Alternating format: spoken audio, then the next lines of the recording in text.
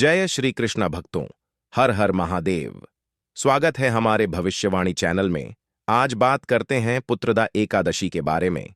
Video को last तक देखें और को लाइक और चैनल को सब्सक्राइब कर लें ताकि हमारी वीडियो सबसे पहले आपके पास आए।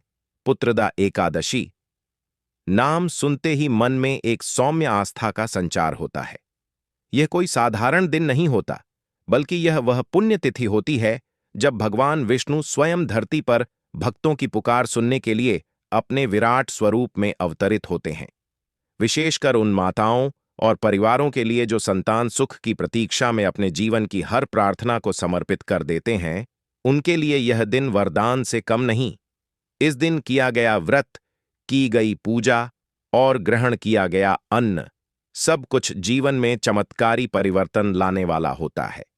लेकिन अक्सर देखा गया है कि लोग व्रत तो करते हैं, परंतु यह नहीं समझ पाते कि उस दिन क्या खाएं, क्या न खाएं। व्रत का पालन केवल उपवास से नहीं, बल्कि पवित्रता, संयम और सही आहार से होता है। खासकर पुत्रदा एकादशी जैसे व्रत पर, जब आपकी हर छोटी सी भक्ति भी भगवान के हृदय को स्पर्श करती है। इस दिन जब सूरज की पहली किरण आकाश को छूती है, तब से ही वातावरण में एक दिव्य ऊर्जा प्रवाहित होने लगती है। हर घर में तुलसी की महक, गूगल की धूप और भगवान विष्णु की मधुर वाणी गूंजने लगती है। और इसी वातावरण में एक साध्वी स्त्री, एक व्रती पुरुष या कोई वृद्ध दंपति जो पुत्र प्राप्ति की कामना से या अपने कुल के वंश वृद्धि की अभिलाषा से यह व्रत रखते हैं, वे जब संकल्प लेकर बैठते हैं तो उनके मन में एक प्रश्न होता है, आज क्या खाएं जो भगवान विष्णु को भी प्रिय हो और हमारे व्रत को भी पूर्ण बनाए। यह सवाल केवल शारीरिक भूख का नहीं, बल्कि आत्मिक तृप्ति का भी है। एकादशी के दिन अन्न, चावल और मसूर जैसे तमसिक पदार्थ वर्जित होते हैं, लेकिन इसका अर्थ यह नहीं कि आप केवल जल पीकर ही इस दिन को गुजारें। भगवान ने स्वयं गीता में कहा है, भक्ति भाव से जो भी मुझे अर्पित किया जाए, मैं उसे स्वीकार करता हूं। तो अगर आपके हाथ में प्रेम है, श्रद्धा है, तो आप जो भी अर्पण करेंगे वह प्रसाद बन जाएगा। परंतु फिर भी कुछ ऐसे आहार हैं जो परंपरागत रूप से इस व्रत में श्रेष्ठ माने गए हैं। सुबह जब पूजा संपन्न होती है, जब तुलसी के पत्तों से भगवान का अभिषेक कर लिया जाता है और जब दीपक की लौ से घर का हर कोना रोशन हो जाता है, तब व्रती भक्त थोड़ा बहुत फलाहार ग्रहण करते हैं। और इस फलाहार में सबसे पहला नाम आता है साबूदाना। साबूदाने को एकादशी का राजा कहा गया है। यह अन्न नहीं, बल्कि एक व्रत योग्य पदार्थ है जो शरीर को ऊर्जा देता है, पर आत्मा को क्लेश नहीं पहुंचाता। जब कोई स्त्री साबूदाना की खिचड़ी बनाती है, उसमें मूंगफली, सेंधा नमक और थोड़ा सा घी डालती है, तो वह केवल भोजन नहीं बनता, वह एक भक्त की श्रद्धा का स्वाद बन जाता है।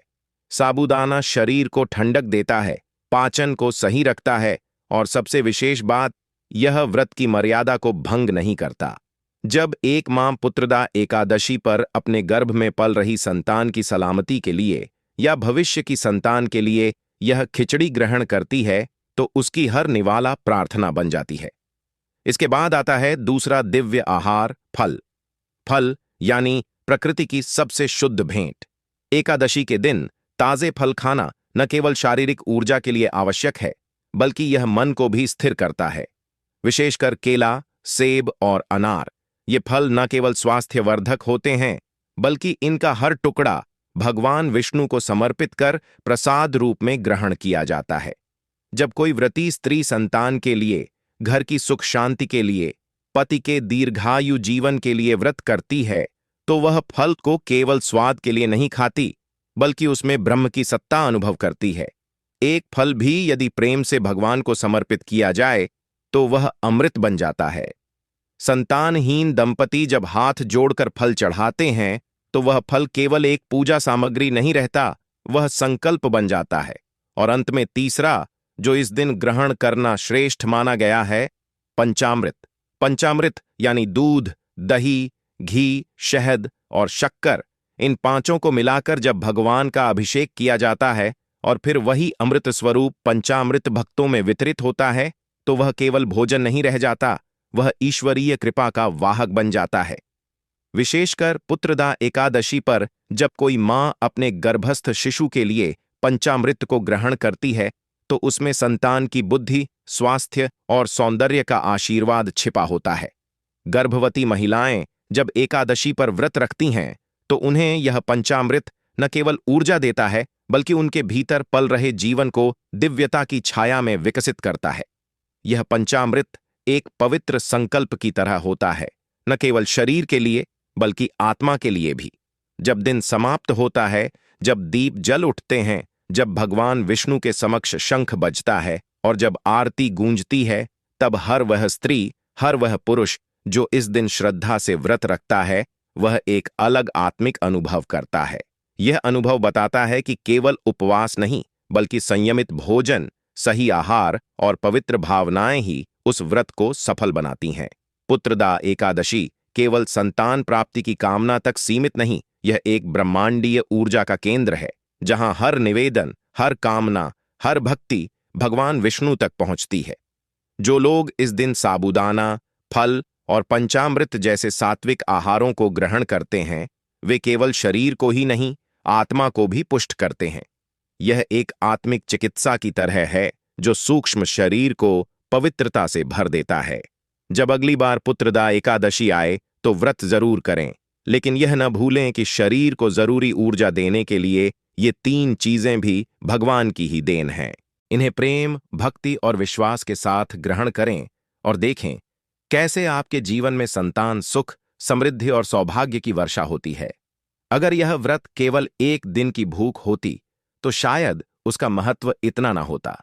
यह एक आध्यात्मिक यात्रा है, एक मां का मातृत्व से साक्षात्कार, एक पिता का वंश की कल्पना, एक परिवार का परम सुख की ओर बढ़ता हुआ कदम। और जब यह यात्रा 3 दिव्य आहारों के साथ संतुलित होती है तो उसका प्रभाव केवल इस जन्म में नहीं, आने वाले युगों तक रहता है। भक्ति जब श्रद्धा में बदलती है और श्रद्धा जब तपस्या का रूप लेती है तो वह एक स्त्री को मां बनने की यात्रा पर अग्रसर कर देती है। पुत्रदा एकादशी केवल एक व्रत नहीं बल्कि वह देवपथ है जिस पर चलकर न जाने कितनी स्त्रियों ने मातृत्व का वरदान पाया है। इस व्रत की पूजा विधि और कथा दोनों ही इतनी दिव्य हैं कि यदि इन्हें हृदय से सुना जाए तो व्यक्ति केवल भक्त नहीं, भगवान का अंश बन जाता है। यह व्रत केवल शरीर को नहीं, आत्मा को भी शुद्ध करता है। पुत्रदा एकादशी की पूजा विधि अत्यंत सरल परंतु अत्यंत पवित्र होती है। यह पूजा प्रातःकाल से ही आरंभ होती है, जब घर की महिलाएं स्नान कर स्वच्छ वस्त्र धारण करती हैं और घर को गंगा जल से शुद्ध करती हैं। तभी से वातावरण में एक विशेष ऊर्जा फैलने लगती है। तुलसी के पौधे पर जल चढ़ाना, दीपक जलाना और भगवान विष्णु का ध्यान करना यह पहला चरण होता है। इसके पश्चात भगवान विष्णु की मूर्ति या चित्र के समक्ष आसन लगाकर एक संकल्प लिया जाता है। यह संकल्प केवल शब्दों का मेल नहीं, यह मन की गहराइयों से निकला हुआ वह वचन होता है जो त्रिलोकनाथ के चरणों में अर्पित किया जाता है। हे भगवान, मैं आज पुत्रदा एकादशी का व्रत संतान सुख की प्राप्ति हेतु या अपने कुल के भविष्य को सशक्त करने हेतु पूर्ण भक्ति से कर रही हूं। कृपया मेरी विनम्र भेंट स्वीकार करें। इसके बाद श्री हरि विष्णु को पीले पुष्प, तुलसी दल, चंदन, धूप, दीप, नैवेद्य और पंचामृत से पूजन किया जाता है। विशेषकर पीले रंग के वस्त्र, पीला चावल, पीला पुष्प भगवान को अत्यंत प्रिय होते हैं। पीतांबरधारी विष्णु को यह सब अर्पित करना ऐसा है जैसे स्वयं लक्ष्मी नारायण को प्रसन्न करना। भक्त तुलसी की माला से विष्णु सहस्र नाम या एयुएम नमो भगवते वासुदेवाय मंत्र का जाप करते हैं। यह मंत्र जब किसी स्त्री के हृदय से निकले तो वह उसकी कोख को भी पवित्र कर देता है। पूजा के समय एक और बात विशेष रूप से ध्यान देने योग्य है।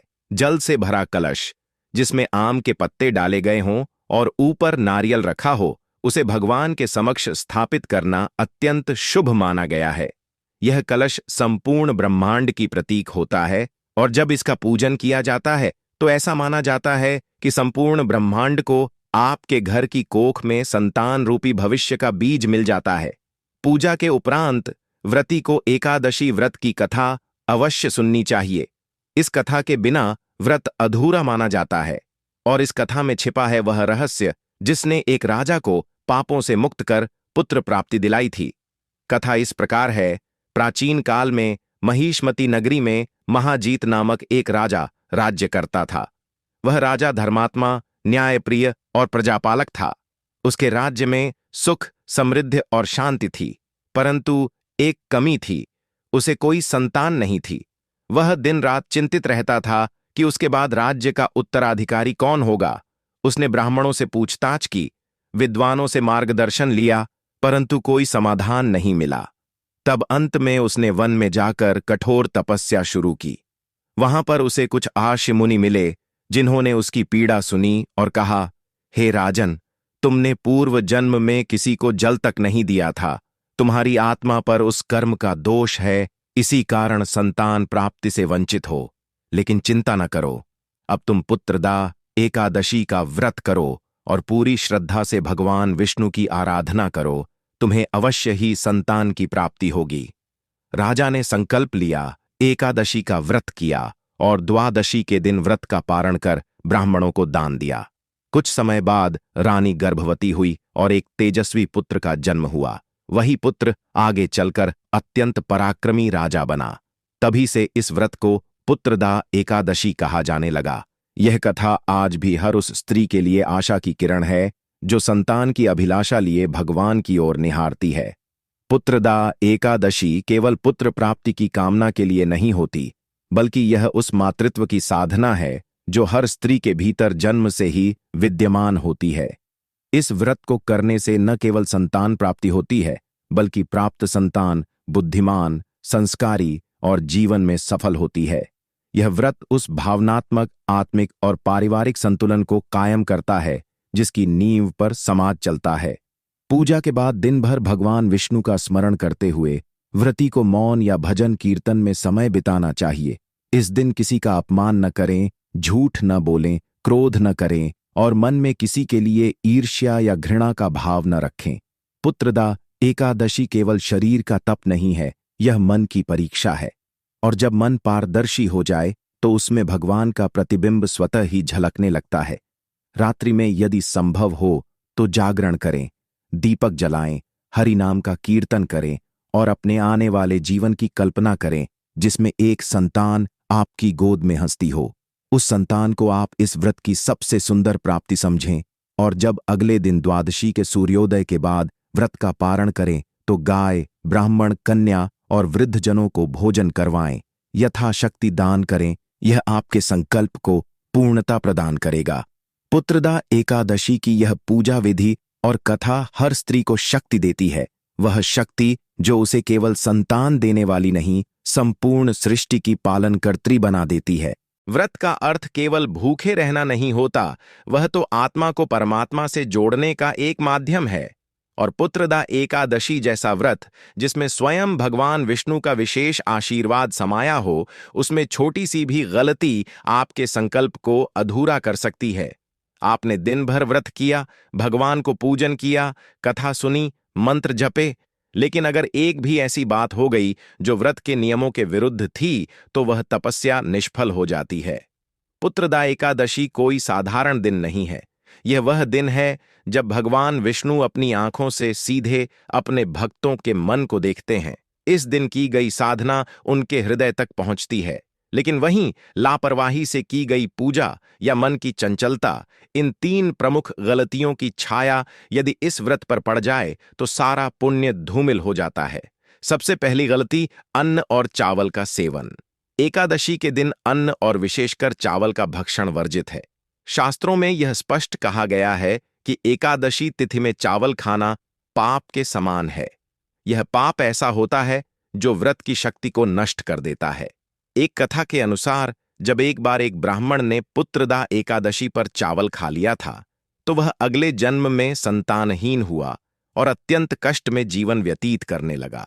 अन्न का त्याग इस दिन केवल शरीर की तपस्या के लिए नहीं, बल्कि यह प्रतीक है संयम का।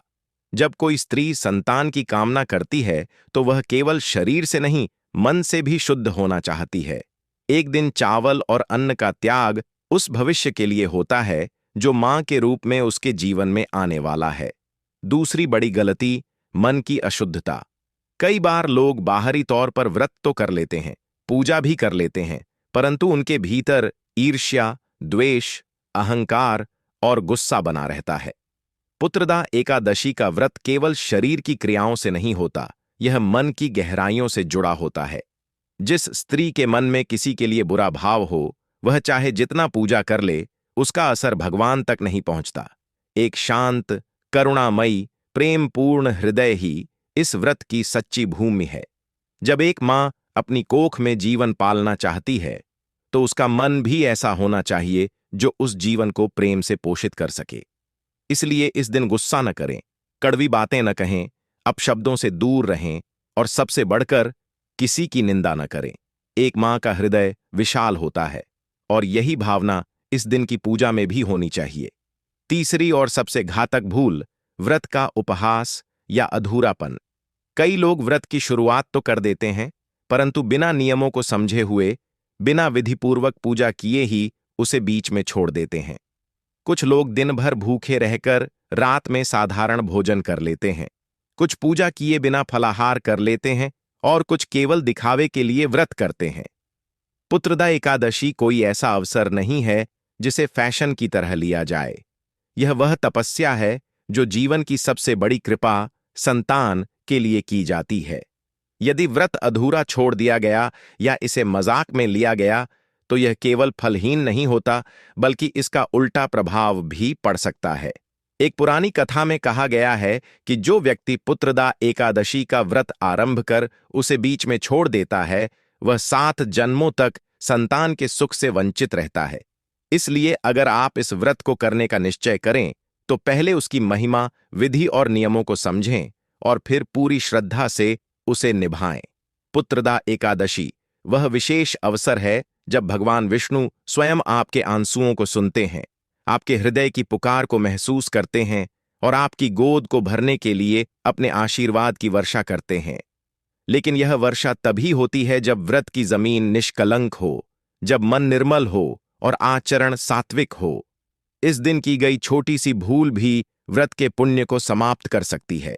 इसलिए संतान की चाह रखने वाली स्त्रियों को विशेष रूप से इस दिन इन 3 बातों का ध्यान रखना चाहिए: अन्न का त्याग, मन की पवित्रता और व्रत की संपूर्णता। जब ये तीनों बातें आप निभा लें, तो यकीन मानिए, भगवान विष्णु आपके आंगन में किलकारी की आवाज जरूर भेजते हैं।